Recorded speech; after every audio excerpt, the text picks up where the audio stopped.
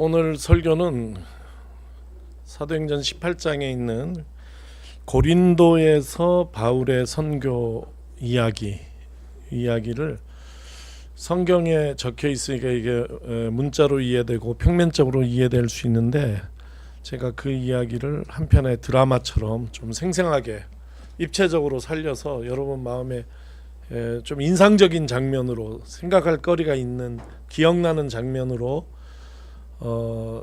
남겨주는 것이 제 설교의 의도입니다.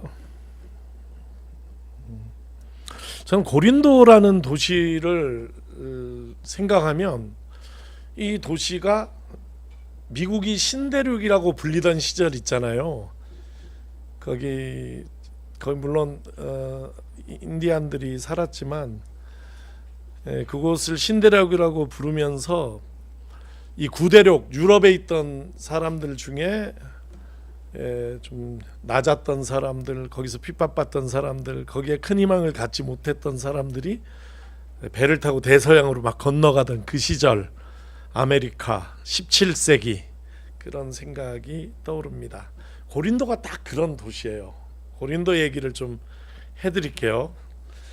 고린도는 원래 오래된 그리스 도시입니다. 아주 오래됐어요. 그냥 오래됐다 이렇게 얘기하는 게 나을 거예요. 그 문명의 층위가 굉장히 다양하게 저 올해까지 올라가는 그런 문명이 발견된 곳이거든요. 만년 이렇게 기원전 그 이상이 될 수도 있는 곳이 고린도입니다. 고린도는 그래서 오래된 문명의 도시인데, 그러니까 굉장히 문명화된 도시예요. 고린도에서 나온 게 진짜 여러 개거든요. 그 중에 제가 좋아하는 거 3개만, 이게 다 고린도에서 나온 거다 하는 걸 알려드릴게요. 더 있는데 이것만 알려드린 거예요. 이거 뭐냐면 도자기인데, 그리스 각지에서 이런 색깔 도자기가 발견됩니다. 빨강과 검정으로 칠해진 이 색, 이 염료, 이게 그리스 작품입니다. 그 다음에 이런 것도 보셨죠? 여기에 도리, 아이오닉, 고린도식 기둥. 기둥이라는 것은 그리스 건축의 꽃은 기둥입니다. 로마 건축의 꽃은 도움이에요. 도움이라면 그리스 건축은 이 3개의 양식, 오더라고 하는데, 이 3개의 오더에 따른 기둥으로 이루어진 건축물인데, 그 중에 제일 화려하고 제일 후대에 나온 가장 멋진 기둥의 오더가 고린도식입니다. 그 다음에 마지막 하나는 배인데, 이게 3단 갤러리선, 3단 노선이에요. 저는 전쟁사를 되게 좋아해요. 근데 누가 지난번에 전쟁사 책 들고 다녀서 그때부터 좀 싫어졌는데, 나는 에게해와 지중해 연안의 전쟁사를 굉장히 재미있게 읽는 사람인데, 거기에 핵심은 뭐냐면 해전이에요. 배가 중요해요. 페르시아를 어떻게 그 작은 아테네 군이 물리칠 수 있었을까? 배에 달려 있어요. 그리스 배가 특이해요. 3단으로 돼 있어요. 이게 제일 잘 보여주는 거예요. 그러니까 한쪽이 이렇게, 한쪽 면에 일렬로 노를 지을 때에 그리스는 3단, 3줄로 배를 젓는 이 시스템을 개발한 거예요. 속도가 비교가 안 되죠, 이게. 그러니까 이길 수밖에 없는 거죠. 이게 다 어디서 나왔냐? 고린도에서 나왔다. 근데 시간이 많이 갈까봐 사진도 지워버린 건데, 그래도 말을 할래. 그게 뭐냐, 고린도 운하가 뚫렸잖아요. 운하. 그 배가 두리는, 요게 운하가 뚫렸는데, 그 운하가 뚫리기 전에 파다 못 팠거든요. 이거 파진 지 얼마 안 돼요. 그때 뭘 만들었냐면, 육지에다가, 요 좁은 데다가 도르레이에 배를 싣고 이쪽에서 이쪽으로, 지중해에서 이오니안 해로 옮기는 시스템을 만든 게 고린도예요. 그래서 그 배를 밧줄로 끌고 밑에 도르레 수레에 싣고 이쪽으로 옮겨가는 유례 없는 그런 시스템을 개발한 데도 고린도다. 고린도는 정말 흥미진진한 그런 도시 국가예요. 근데 이 고린도가 승승장구했었는데 로마에 덤볐다가 깨졌어. 기원전 146년의 일이에요. 박살이 났어요, 로마한테. 로마가 얼마나 무서운 나라냐 하면 자기들한테 반기를 들고 항복하지 않고 일어섰던 나라나 도시를 그냥 두지 않습니다. 완전히 망가뜨려 놓고, 그럴 뿐만 아니라 거기에 100년 동안 사람의 접근을 막았어요. 100년 동안 그 근처는 가지도 못하겠어요. 그러니까 이렇게 문명이 꽃피었던 고린도가 풀만 자라는 곳이 되어버린 거예요. 그게 고린도의 슬픈 역사죠. 근데 이 고린도가 재건됩니다. 줄리어스 시저 혹은 율리어스 케이사르, 어떻게 발음하든지, 시저 때에 이 도시를 다시 재건하기로 결정해요. 102년 된 다음에요. 왜? 로마 인구가 너무 많아졌어.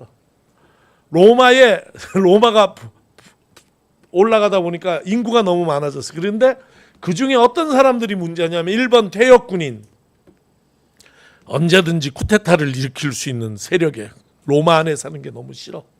2번 도시 빈민들, 3번 자유를 얻은 해방 노예들, 이런 사람들이 너무 많이 사는 거예요. 너무 많이 산다고 생각을 한 거야. 그래서 로마의 품위를 떨어뜨린다, 이런 생각이 들어서 줄리어스 시저가 고린도를 재건하기로 했어요. 고린도하고 로마는 여기 라케이온이라는 이 항구에서 가면 이오니아 해를 거쳐서 바로 있는 게 로마예요. 그러니까 거기다 도시를 지어서 지금 얘기한 이런 부위의 사람들을 대거 이동을 시킨 거예요. 우리나라에도 이런 일이 있었어요. 언제입니까? 청계천 개발할 때, 청계천에 다 도시 빈민들이 와서 살 때 그 사람들 강제 이주해가지고 만든 도시가 지금 경기도 광주, 성남 거기 일대가 다 강제 이전한 거잖아요. 서울 시내 한복판에 배기 싫다고. 근데 성남, 광주와 고린도가 다른 점이 있어요. 뭐가 다르냐? 고린도는 살기 좋은 데예요. 원래가 융성했던 데라고. 그게 이 그림이 잘 보여져요. 여기가 고린도인데 이 라케이온, 그리스 말로 하면 라케이온이나 갱그리아라는 데는 항구예요. 한 도시가 두 개의 큰 항구를 포함하고 있는 도시는 잘 없어요. 제가 알기로는 없어요. 한 도시에 두 항구가 있다. 한 도시에 항구 하나만 있어도 항구 도시로서 이름을 날릴 수 있거든요. 근데 고린도는 독특하게 항구가 두 개야. 한쪽은 이오니아 해 쪽으로 라케이온이라는 항구가 있었어. 여기 들어오면 고린도까지 대로로 연결이 돼 있어요. 여기서부터 고린도까지, 그 고린도엔 또 아크로 고린도가 있어요. 돌산 위에 도시가 있거든요. 거기까지 쫙 올라가는데 고린도에 대한 감탄이 막 저절로 나오는 데가 라케이온. 지금은 폐쇄됐고 여기는 비치만 있어요. 어쨌든 그때는 융성한 항구예요. 그리고 갱그레아, 산을 싹 돌아가면 이 뒤편에 있는 항구가 갱그레아, 바울이 머리를 깎은 곳이에요. 바울 사도가 거기서 배를 타고 안디옥, 시리아 안디옥으로 갈 수 있고, 여기서 어디로 가냐면 에베소 같은 아시아 쪽으로 갈 때 지중해를 탈 수 있는데, 이런 항구 도시예요. 여기다가 이게 그러니까 막 모든 문물이 모이는 곳이에요. 상업의 발전지예요. 경기도 광주가 아니에요. 여기다 아까 배 육지로 배 나르는 시스템 있잖아요. 얼마나 좋아요, 이런데 가서 기회의 땅에. 그러니까 비유하자면 17세기, 18세기 아메리카 대륙과 닮았다 할 수 있죠. 아직 질서가 마련되지 않은 곳에 가서 새로운 어떤 희망을 한번 꿈꿔볼 수 있는 땅, 고린도인 것입니다. 여기에 유대인들이 있었고 여기에 유대인 회당이 있었습니다. 성경을 읽습니다. 시작.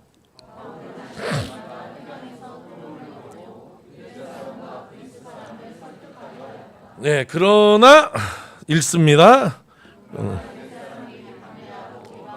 예, 거룩함으로 바울이 신발에 먼지를 털고 나는 너희 망하든지 말든지 신경 쓰지 않는다. 난 이방인에게 가겠다. 이렇게 얘기했다는 거잖아요. 자, 그런데 바울 사도가 전도할 당시 회당장 이름이 되게 쉬워요. 그리스도가 아니라 그리스도보야. 이 외우기 쉽잖아요. 그리스도라는 회당장이 있었는데 바울 이게 약간 코미디 같은 거예요. 약간 나는 읽으면서 좀 코미디 같아요. 바울 사도가 뭐라 그러냐면 먼지에 발을 떨고 망하든지 안든지 신경 쓰지 않는다. 나는 여러분 유대인을 떠나서 이방인한테 갈 테다. 이렇게 하고 딱 나왔거든요. 그리고 바울이 간 데가 어디냐면 읽어보겠습니다. 시작.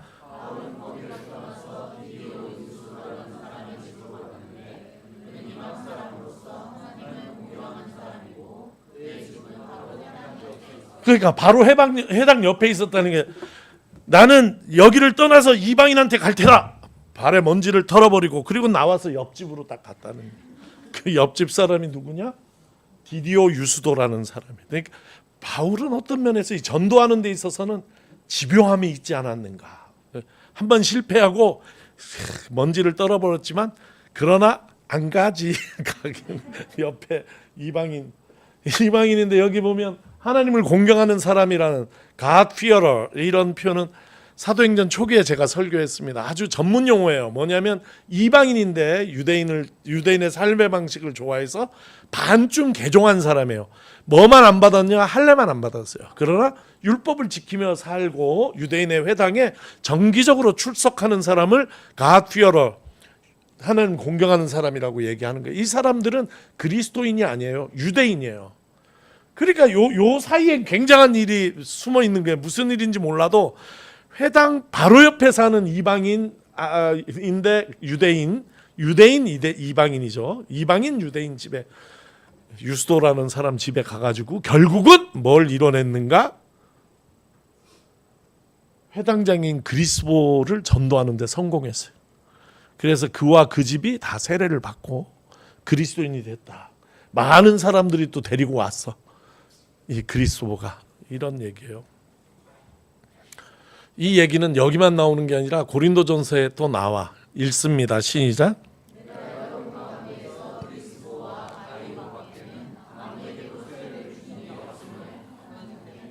예, 뭐 이걸 설명할 필요는 없고 그리스도가 나오잖아요. 바울이 세례 준 사람이에요. 그러니까 이 이야기는 상당히 진정성이 있는 거죠. 지금 사도행전의 얘기와 바울 자신이 쓴 고린도전서 이야기가 겹치고 있다 하는 것을 알 수 있어요. 그러나 이 그리스도를 전도한 데에 바울 사도의 어떤 전도에 대한 열정, 끈질김 이런 것을 우리가 볼 수 있는 것이죠. 그리고 시간이 흘렀어요. 로마에서 갈리오라는 총독이 파송이 됐습니다. 이 갈리오라는 총독이 온 것을 유대인들은 좋은 기회, 바울과 그리스도인들을 제압할 수 있는 좋은 기회로 삼으려고 했습니다. 읽겠습니다. 시작. 미안합니다. 이거 읽었고 읽습니다. 시작.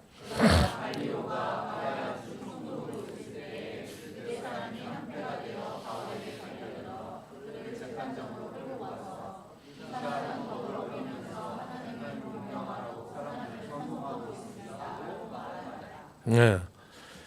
이거 새로운 총독 갈리오가 왔는데 바울을 끌고 간 일은 이거 한두 번 하루 이틀 준비한 일이 아니에요. 충동적으로 데리고 간 게 아니라 새로운 총독이 온다는 소문을 듣고 무언가 이 좀 단판을 져야지 되겠다 생각해서 어느 날 바울을 폭력적으로 체포해 가지고 데려간 거예요. 이 앞에. 그리고는 고발하기를 이 사람은 법을 어기면 이렇게 번역하면 이해가 안 돼요. 그러니까 파라톤 노몬인데 그 뜻은 이 사람은 율법에 어긋나게 이렇게 해야 돼요. 하나님을 공경하라고 사람들을 선동하는 것 가지고 유대인이 바울을 잡아갈 수는 없어요. 근데 하나님을 공경하는 방식이 뭐예요? 율법에 어긋나게, 율법과 사마띠 아니하게 하나님을 공경하라고 이야기하니 이 문제를 해결해 달라고 데려간 거예요. 그 다음에 성경에 어떻게 얘기가 나오냐면 갈리오가 나는 그런 일에 관심이 없다. 바울이 혹시 사람을 죽였거나 악행을 행했다면 내가 여기 간섭해서 재판을 볼 것이지만, 그러나 율법을 지키고 안 지키고는 너희들끼리 해결해야지 왜 나한테 데리고 왔냐 해서 나는 이 일에 상관치 않겠다. 갈리오 이렇게 얘기한 것이에요. 그 일을 오늘 본문이 얘기하는 거죠. 진짜 오늘 질문하고 싶은 건 이거예요. 그랬더니 읽습니다. 시작.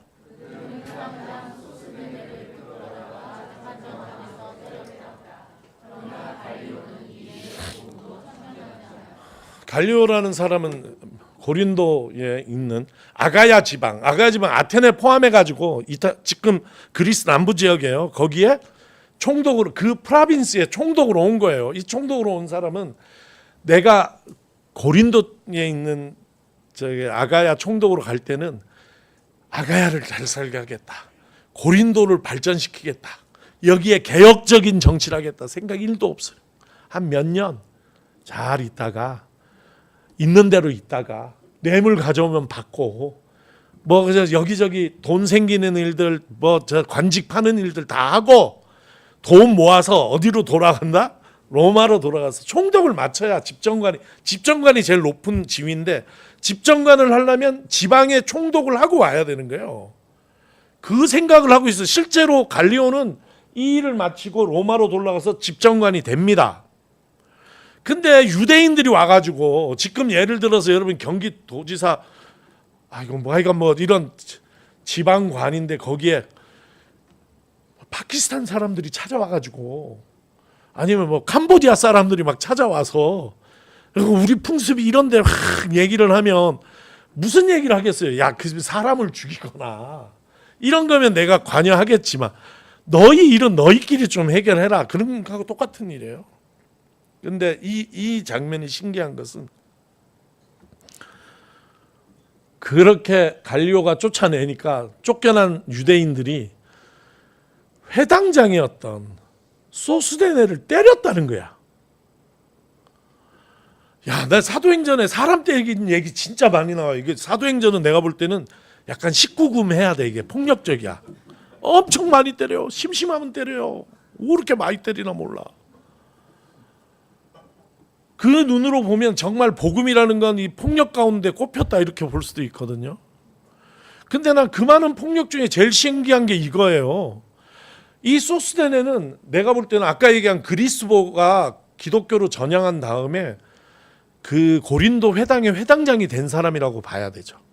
그러면 이 회당장이 뭘 했냐면 이 사람들을 몰고 데리고 지금 바울을 체포하면서 그를 갈리오에게 데려가는 것까지 아주 세밀하게 계획을 세운 주동자 중에 하나라고 봐야 되는 거예요, 이 사람을. 근데 이 소스데네 갈리오가 야 그만 떠들고 나가라 하니까 나오자마자 누구를 때렸냐면 소스데네 회당장에게 린치를 가했다는 거야. 와, 난 이게 이해가 안 가. 야, 이해가 안 가는 게 있으니 다행이에요. 설교할 거리가 있어서. 다 이해가 가봐. 설교가 무슨 필요가 있어요. 읽으면 되지. 난 이해가 안 가. 이렇게 자꾸 생각하게 돼. 묵상하게 되는 거예요. 이해 안 가는 것을 질문하고 질문하는 데 대해 묵상하는 거예요. 왜 이렇게 폭력적일까?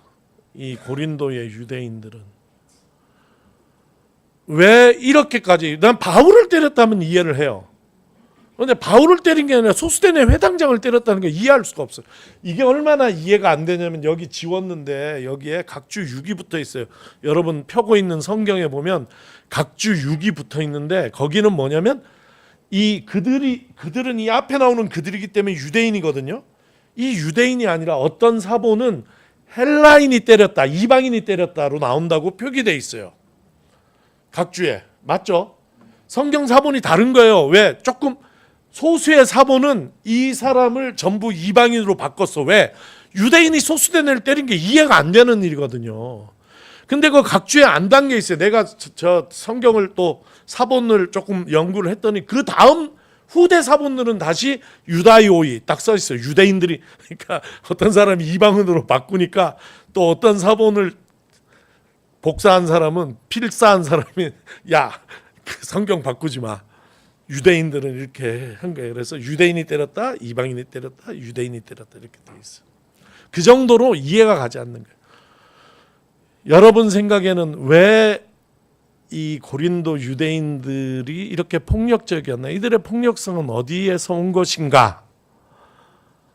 이런 질문에 한번 뭐라고 대답하시겠으면 생각해 보기를 바라요. 그 질문을 던지는 게 저의 설교예요, 오늘. 그 다음에는 가설이에요. 저의 생각이에요. 저는 그 생각을 깊이 하면서 오늘 설교 제목 개날픈 희망이 빚어내는 폭력, 개날픈 희망이라는 말이 생각이 났어요. 저의 조어예요. 개날픈 희망. 무엇이냐면 희망이 완전히 없어진 건 아닌데 희망이 아직 있긴 한데 그 희망의 근거가 너무나 개날퍼, 너무나 연약해. 그럴 때 우리 마음에 찾아오는 것은 커다란 불안이에요. 그런데 이 불안은 엄청난 에너지를 가지고 있어요. 불안이라는 것은. 이 불안이라는 건 그 안에 온갖 바람과 비를 머금고 천둥 번개를 머금고 있는 먹구름과 같아요. 그게 찾아와서 때로 터지는데, 불안이 폭발하는데, 폭발할 때 폭력적으로 폭발할 수 있다. 그 불안은 어디서 오는가? 우리의 희망이 갸날플 때, 갸날픈 희망이 빚어내는 폭력의 예로 저는 이 본문을 상상해 봤어요. 헬라인이 로마 사람들이 고린도로 오는데 유대인들이 따라왔다는 걸 여러분 기억하셔야 돼요. 왜 로마인처럼 유대인도 여기에 고린도로 올 수 있었어요? 로마 시대에 유대인들은 로마인처럼 살았어요. 대단한 특권을 부여받고 살았어요. 그 특권을 부여해 준 사람이 누군가? 고린도를 재건한 줄리어스 시저예요. 줄리어스 시저가 젊었을 때에 동방 정복을 나갔다가 이집트에서 포위돼 갖고 죽을 뻔한 일이 있어요. 그 죽을 뻔한 그거를 구출해 준 게 아버지 헤롯이에요. 유대인들이 구원해 줬다고. 거기에 대한 감사의 뜻으로 줄리어스 시저가, 그는 황제는 못 됐지만 그만한 그 이상의 권력을 누렸던 줄리어스 시저가 특권을 준 거예요. 그 특권은 뭐냐면 거의 유대인은 로마인과 다름없다 이런 거예요. 나를 살려줬으니까. 그래서 특권 준 게 뭐예요? 집회의 자유를 허락해요. 집회의 자유 엄격히 금지되어 있거든요, 제국에서. 근데 로마에서 유대인들끼리 모여도 돼. 종교의 자유를 허락해요. 병역에서 빼줘요. 세금 감면해줘요. 안식일 지켜도 돼요. 황제 숭배 안 나와도 돼요. 완전히 로마인보다 더 좋은 조건의 삶을 살도록. 그러니까 우리 성경 사도행전 읽으면서 느꼈잖아요. 대도시, 살기 좋은 도시마다 유대회당이 있는 게, 가는 데마다 같이 가서 살 수 있어요. 유대인은. 왜? 특권을 받았거든. 근데 그러니까 유대인이 지금 평화, 유대인들이 누리는 안정은 누구한테서 온 것이냐면 황제에게서 온 것이에요. 그것도 황제 이전에 줄리어스 시저한테 받은 거예요. 근데 줄리어스 시저가 죽고 아우구스투스 황제가 됐는데 이 황제는 인정해 주기로 했어. 1대 황제, 2대 황제, 3대 황제, 4대 황제에 가서 난리가 난 거 아니에요. 글라우디우스, 지난주에 공부한 글라우디오 황제, 지난주에 칙령을 내려서 로마에서 유대인들을 쫓아낸 사람 있잖아요. 세월이 많이 흘러서, 얼마 흘렀는지 계산 안 해봐서 흘렀어요. 그랬더니 황제가, 줄리어스 시저가 세우고 아우구스투스가 보장해준 유대인 특별대우 칙령이 흔들린 거야. 그냥 흔들린 것 같다가 아니라 글라우디오 황제가 로마에서 유대인들을 쫓아냈잖아요. 그 쫓겨난 사람이 어디로 갔겠어요? 아까 그 배 타고 라케이온 항구로 들어와서 고린도로 이주한 사람. 그러니까 지금 고린도 회당에 있는 이 유대인들은 뭘 경험한 사람이냐면 로마에서 쫓겨난 거예요. 그래서 평생 거기에서 일구었던 자기들의 모든 자산, 유형의 무형의 자산을 두고 고린도로 온 사람들이에요. 그리고 이 사람들 속에 불안감이 있어요. 이들이 이 고린도에서 새로운 삶을 한번 읽어보자 하는 희망, 그 희망의 근거는 로마 황제인데 그 황제가 자기들을 쫓아낸 거야. 너무나 갸냘픈 희망이 된 거죠. 그래서 나는 바울을 끌고 갔을 때에 이런 정치적인 생각을 한 것 같아요. 일단 그리스도인은 위험해. 왜? 아직 로마 제국이 핍박하진 않지만 하는 꼴을 보면 머지않아 로마의 핍박을 받을 게 분명해. 왜? 주 퀴리어스를 황제를 부르는데 쓰지 않고 자기들의 교주를 부르는데 쓰잖아요. 주 퀴리어스라고. 그리고 모든 언어들을 바실레이아 이런 거 다 갖다 쓰는데 새로운 의미를 갖다 쓰는 거야. 이게 다 원래 황제 거거든. 황제에 향해져 있는 건데 그걸 갖다 쓰는데 전부 예수 그리스도를 위해서 쓴단 말이지. 그러니까 머지않아 큰 일이 있을 거다. 그러느니 우리가 새로운 고린도 총독이 기뻐하시게 그 숙에 바울을 잡아다 바쳐야 되겠다. 1번. 2번. 그리고 바울을 자기들이 핍박하는 것을 보여줌으로써 같은 유대인이지만 우리 정통 회당 유대인은 이런 그리스도교 유대인과는 완전 다르다는 걸 보여주고 싶은 거예요. 이게 일석이조. 일타쌍피가 아니라 일석이조. 이런 거지. 일석이조로 딱 이게 통하면 자기들이 가지고 있는 희망의 근거가 든든해지잖아요. 다시 로마 제국의 신뢰가 딱 획득되는 이 이야기 안에 이런 복잡한 이야기가 들어 있는 것이에요. 근데 결론이 어떻게 되냐? 갈리오가 나가라.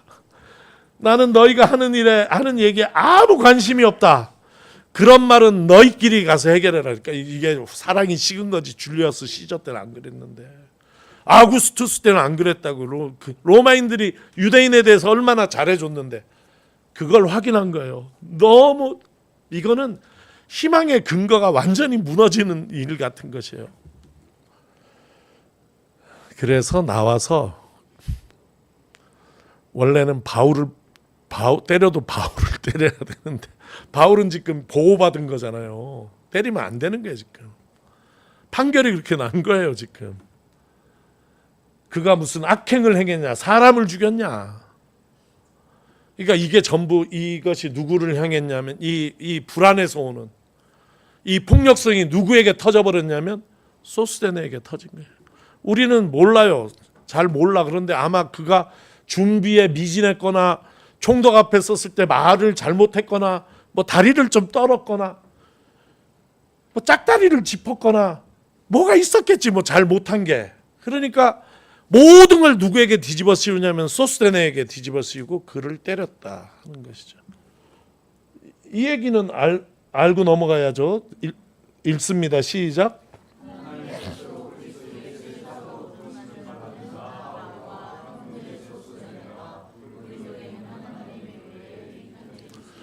맞은 소스데네는 교인이 됐네. 맞고.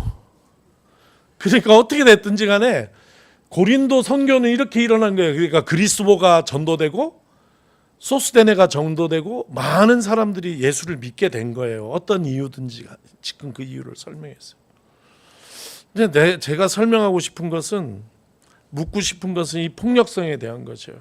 가녀린 희망, 그것은 불안을 낳고 그 불안 안에는 엄청난 에너지가 들어있어요. 그 에너지가 통제받지 않고 방향을 잘못 잡으면 폭력으로 터져나간다 하는 얘기예요. 그런 폭력은 정치적으로도 이해할 수 있고 많은 이야기를 할 수 있지만 우리 삶 속에서 우리가 정말 느낄 수 있는, 파악할 수 있는 일들이에요. 이런 불안이 나를 장악하면 나 자신에 대해 폭력을 행사해요. 자기 자신에 대해서. 자기 자신이 이렇게 살면 죽는 게 뻔하고 이렇게 살면 행복하지 않을 게 뻔한데 그럼에도 불구하고 자기가 그 길을 가요. 불안이 이끄는 삶을 사는 것이에요. 또 불안은 집단을 만들어내요. 불안하니까 또래 막 자기 하나의 그룹을 만들어요. 그리고 이 그룹은 공동의 적을 형성해가지고 거기에 온갖 혐오, 미움, 배제 이런 걸 하면서 안으로 똘똘 뭉쳐가요. 오늘날 교회의 모습이 그런 것이에요. 교회가 믿는 자가 1000만이라고 할 때 교회가 막 부흥하던 때 교회 너그러워. 세계를 향해서 품고 세상을 품고 마을을 품고 이러던 교회가 지금 어떻게 교회가 쪼그라드니까 불안하잖아요. 그러니까 뭐예요? 있는 집토끼라도 잘 지켜야 되겠다 해가지고 그게 하나의 어떤 섹트 그룹이 돼가지고 이 그룹을 똘똘 뭉치게 하는데 좋은 게 뭐예요? 두려움이잖아요. 그 두려움을 가져다주는 적을 설정하고 거기에 증오, 미움 이런 걸 다 쏟아붓는 거 아니에요. 이것도 하나의 예예요. 그런 불안해. 왜 교인들이 거기를 따라가는가? 마음속에 있는 불안을 자극하기 때문이잖아요. 약자를 설정하고 교실 안에서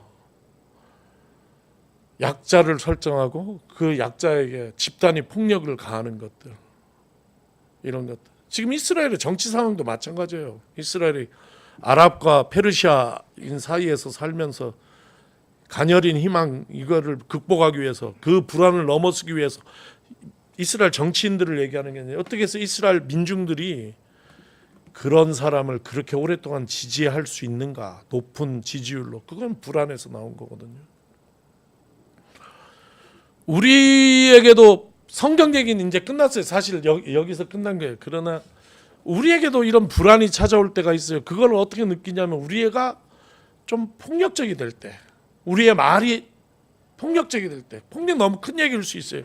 좀 짜증 섞일 때 이런 거 있잖아. 못 견디게 우리가 내가 막 우리 자녀에게나 우리 부모에게나 아니면 내 교회 누구에게나 우리 안에 이런 게 터져 나올 때 우리는 봐야 돼요. 내가 무엇에 불안해하는가.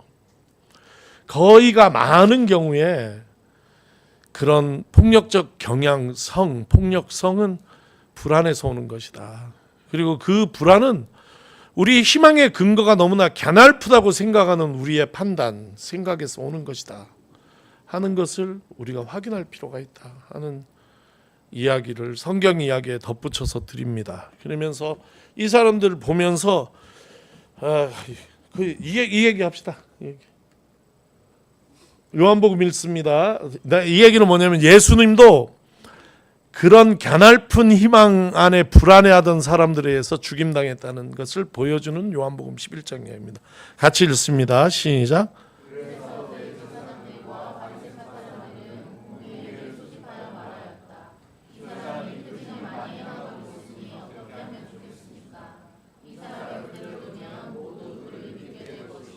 그렇게 되면 로마 사람들이 와서 우리의 땅과 민족을 약탈할 것입니다 하는, 마찬가지로 로마 황제의 호의에 희망의 근거를 뒀던 사람들이 그것이 갸냘퍼졌을 때에 그 폭력을 예수에게 형성했다. 예수에게.